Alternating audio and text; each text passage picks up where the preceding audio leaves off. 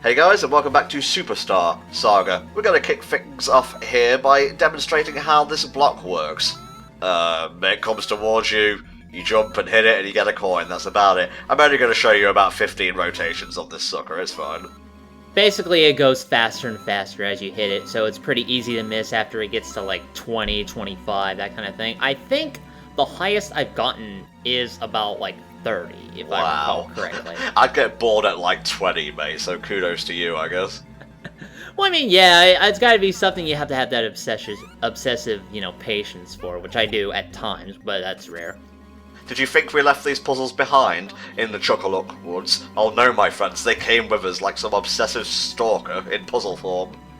Well, I mean, we gotta make use of all of our abilities, so it would make sense that every dungeon, even though the Mario Brothers have never been to this kingdom before, it would be designed exclusively around them. Here's another stupid minigame for some reason. Oh man, this one usually gives me a lot of trouble, because it relies on you operating both your buttons, your character buttons A and B, independently of each other. You can't just press them both like you would in battle. Oh no, you've basically got to have one eye pointing left and the other pointing right. I'm guessing this works better on like the physical version, where you just kind of straddle your Game Boy Advance and sort of go back and forth. But when I've played it, and I presume maybe when you've played it, oh no, you're doing this on the Virtual Console, I remember now. But for me, when I played it through other methods, I was doing it that way. So it was a little bit trickier like the first time around. But once you get used to it, it's not too bad. Sorry, I got a little bit confused back there. I just bounced on Mario's head for a little bit, it's fun. I've always wanted to do this in a maze, by the way. Just like be in a maze, but you get up... No, this is a good idea. You get up top, and then you walk over the walls and things like that, and you just feel like such a pro for beating the maze, even though you didn't really beat the maze. No, I wasn't laughing at, the idea is stupid. I was laughing at how much a bastard you are, and spitting in the face of the artists, or the architects who created the maze. It's like, haha, look at me, I'm walking on the borders. I have to say, though, actually, one of my favorite, fair amusements or things like that is the Mirror Maze. And one time recently, a few years ago when I was in there, I was like, all right, now I get to use my awesome trick where you put your hand on the right side of the wall, right? And you just kind of follow it through. I did that, and then I went up in a circle, and I came out the exact same entrance I entered in. So sometimes it does not work. Yeah, mirrors can be tricky bastards sometimes. Another favorite amusement, I don't know if I've probably said this at one point. I really like bumper cars. And I was like, when I was young and I first had a chance to get on those, I actually was not tall enough. I was devastated. It felt so bad. I was like, this is shit. So finally, again, a few years ago when I went to that fair, I had free tickets, that's why. So when I went to that fair, finally, and I got a chance to go on the bumper cars, I was briefly reverted to when I was 8 years old. I was just laughing out loud so much, acting like a complete asshole. I was how old was I? 25, 26? I thought you were going to say 18 or something.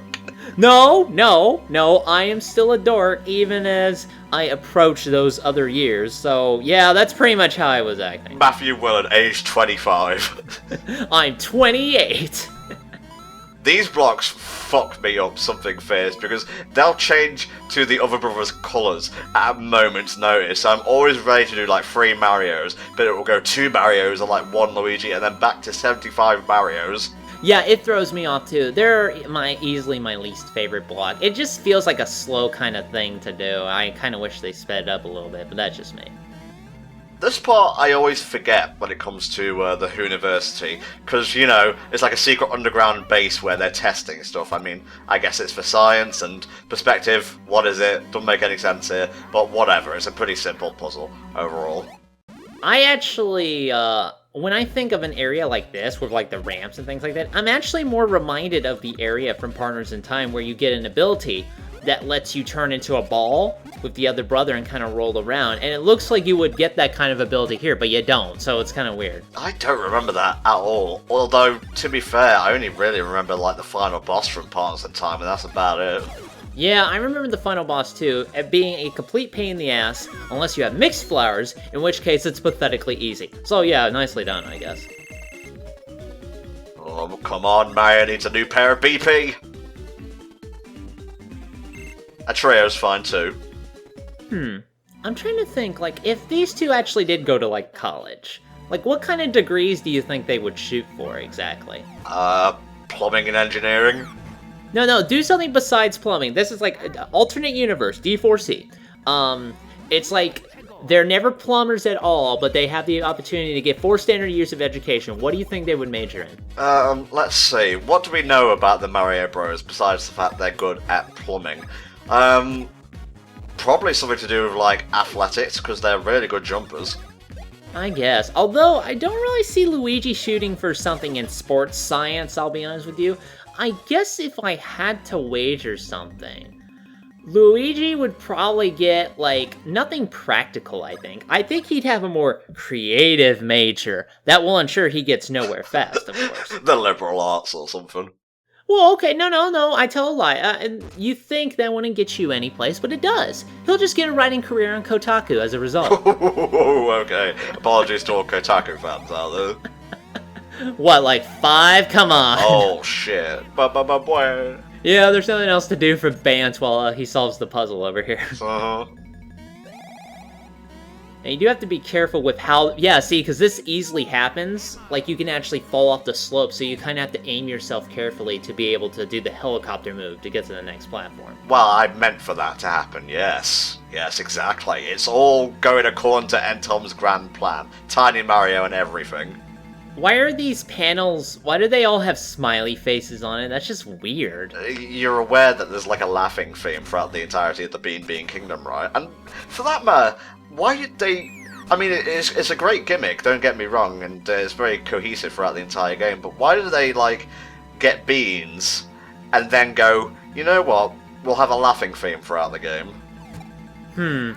I'm guessing that would just kind of have to do as the random result of, like, brainstorming, because, the important thing about brainstorming is that you really can't censor your ideas, and, I actually really like the combination, like, it's inventive, Yeah. It's not like when you go to Sticker Star, and it's like, there's a fire world, now he goes to a forest world. No, here it's like, first he goes to Area 51, basically, then they go to the kingdom, then they go to a college, and then later on they go to other places that you wouldn't normally expect. That's another reason I really like Superstar Saga, in that it's that era of Mario where things are more inventive, where they just don't do the same elemental shit over and over, you know what I'm saying? And if you're gonna do, like, the classic elemental tropes, add a little bit of spice to them. Like in Mario Galaxy, you have the lava world, of course, but you're soaring over the surface of the lava lakes, well, planet-wide lava lakes, I guess lava oceans, if you will, and there's comets raining down, there's, like, dead meteorites stuck in the planet, so yeah, just add a bit of, like, visual spice to it, and I'm all good in the hood, really. Well, I'm paranoid once again because you have been separated from Luigi, and I'm afraid I'm going to jeopardize my precious experience points and levels. Well, you'll be happy to know in a future part where Luigi has to go it alone, slight spoilers, I do not fight any enemies. Okay, and we can all kind of tell this is sort of a callback to Donkey Kong, obviously, where sometimes it's Mario, sometimes it's not, sometimes, like, is Jumpman a separate person from Mario, or is that just another name for Mario? Well, I think that was, like, before Mario, like, got his official business license. He couldn't really use his full name, and who would believe a guy named Mario? Anyway, it sounds like a parody. I want to see how you make a Jumpman business, because, like, what would you sell? Like, would you be good for parties? Is it one of those kind of things? I don't know. Like, how would you sell jumping to people? Well, I guess you could test basketballs. I suppose. Although, you would think, like, their sports facility would be able to do that. I love the climax of this.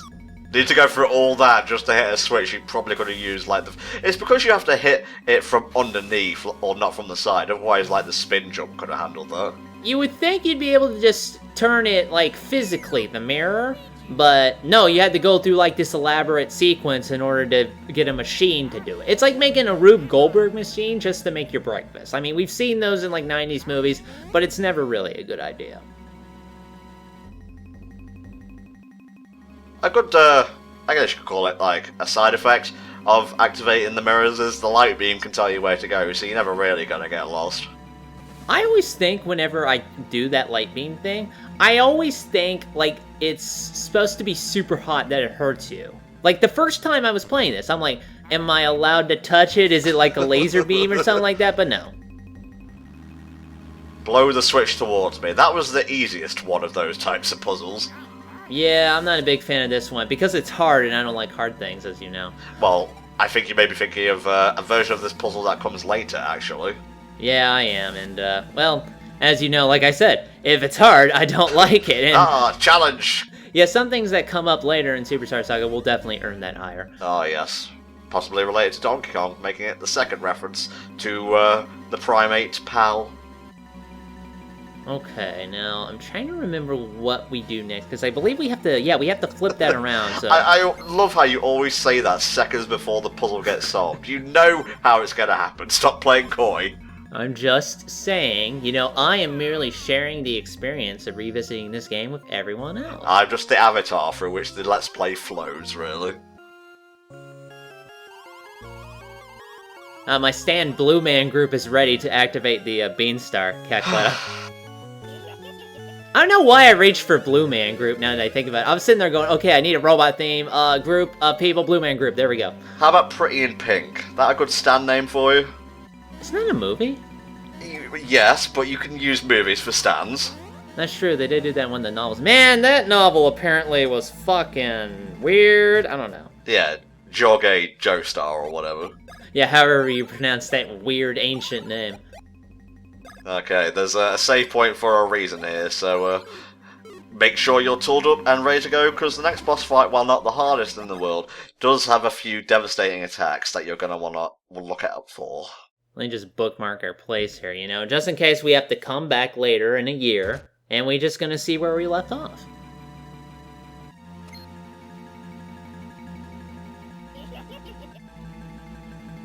Oh, here it goes. Oh no, it's Seth Rollins' laugh! Oh no, he doesn't like it!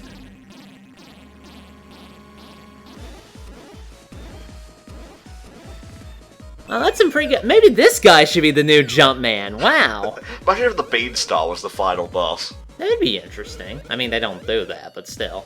Now you cocked it up, Cackletta, that's exactly what happened. Your minion here has the right idea. Things go wrong, run. Run before the heroes come. Oh, looks like it's too late. Loving the expressions on Cackletta. Like I said before, the animations in this game are really great, and this fight coming up will actually show that off even further. Yeah, like you thought Cackletta was pretty menacing to begin with, or you thought she was like a little bit limp-wristed. Well, get ready to have that opinion do a 180, and I love this line here. Oh yeah, nothing like a boss that's powerful and loves to boast about it. Jesus Christ! Let's boogie, baby! Okay, starting off, she's going to shoot these black holes at you. I believe if you fall into them, and they're pretty easy to dodge so long as you're not spamming the jump button, like both at the same time, it will attach a weight to you, as well as doing a bit of damage, and that makes it harder to jump, and thus harder to avoid, you know, the oncoming attacks. Here she basically splits herself up into three, and to this day, I've never been very good at predicting which is the real one. They say there's like a trick you have to watch the shadow a little bit, but honestly, I don't notice anything, so I always fuck it up. And if you hit the wrong one, they'll all turn into bats and fly towards you that you'll have to dodge. Again, I'm not very good at dodging that attack either, so there you go. You should really try and do, like, simple attacks to begin with, otherwise you're just kind of wasting BP. Don't follow Entom's example as well, I'm trying to put across here. Now, I was actually really surprised when I fought this boss the first time, because I was sitting there like, wait a minute, wait, we're fighting Cackletta already? I thought she was like the final boss shit, you know? Yeah, that's the twist, because I don't think we're even like a third of the way through the game yet. Again, another great example of how Superstar Saga changes up the traditional kind of formula and just makes it its own unique thing. Okay, this lightning attack is fairly easy to get to grips with. She'll basically attack both brothers each time. The easiest one to dodge is when she puts both arms up, because it'll strike at the same time. Otherwise, just watch the arm, it'll come down on that brother first, and then the other one after. So, you're good to go. Yeah, basically the right arm, from her perspective, will attack Mario first, and the left arm will attack Luigi first. So don't be twitchy with that whole press them both at the same time thing, and just be careful of that. Oh, here come the bats, I believe. Okay, yeah, this is the move that she does whenever you hit a clone instead of the real one. It's not too bad, but again, I have a supremely hard time judging which one. I think maybe you're not supposed to tell, and you're just supposed to guess and hope it works out. I mean, you're not punished really hard if you do mess up which one is the clone and which one is the real one, so I don't think it's too bad. Like, the attack you really want to look out for is the one that you see at the start of the battle, so otherwise she's a fairly simple boss fight, and if you've been, you know, taking out all the enemies throughout the University, you'll be pretty decently leveled. I guess the only other thing we have to talk about is the sick-ass boss music that's exclusive to this battle. Yeah, it's great, and, you know, I've said this before, again, I love a lot of the music in this game, but this is a really kind of cool jazzy, well, not jazzy, no, that's the wrong word, it's high energy, it's frantic, and I think it fits Cackletta really well. Okay, here we go, second phase. Here we go. Oh, I'm angry and big. The black hole attack is definitely, like, her trickiest attack, and it will hit you bad. She'll do like that, well, she'll send them out so close that it's very easy to accidentally get a brother in there when you're trying to dodge at the same time, so be very careful of that. And you'll notice they don't rush at you straight away, they'll stop a little bit, like, the moment they get in front of you, so it can be very easy, if your reflexes are a tad crap, to fall into that trap and fall down the hole. Oh, here we go! New version of the attack, yeah! Oh, man. It's gonna be tricky. It's gonna be tricky, trust me on this. Well, see, that's what happens. Your face is gonna freeze that way, and you're gonna explode. That's just how it works. Oh, 1-up super. I believe that revives a fallen brother with a complete set of health. Yeah, there you go. And 1-ups, of course, are the normal half-health variant, so try to get as many supers as you can. That's right. Both brothers, each of them getting a level up. It feels good.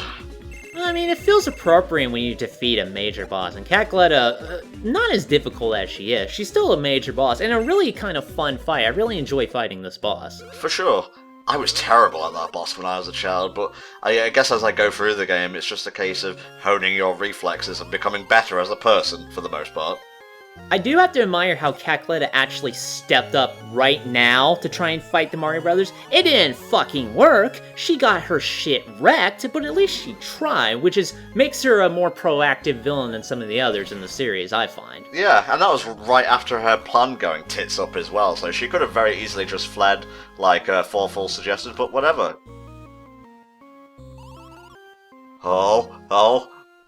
What's the reaction command? Someone look up game FAQs. Yeah, Paisley to the rescue! Peace out, bitches! Hey, he did a silver chariot thing there. Ah, fall for the cat, let's blast off again, dick.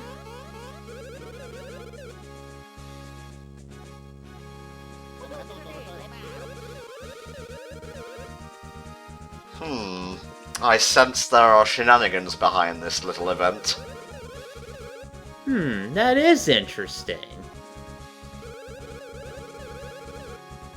You see, me and Paisley, we're on the same wavelength here. Why isn't there a Mushroom Kingdom Warriors, and why isn't he a DLC character? That'd be interesting, although I'm not really sure how I'd feel about Mario doing the whole, you know, like the Dynasty Warriors thing that Zelda did. I'm not sure if it would fit, I'll be honest with you. Well, just make him like a brawler character, it's fine. Make Super Smash Warriors and we'll be all good in the hood. Okay guys, we're done with this installment of Mario & Luigi Superstar Saga. Please join us next time where we go to track down the Bean Star. Goodbye for now.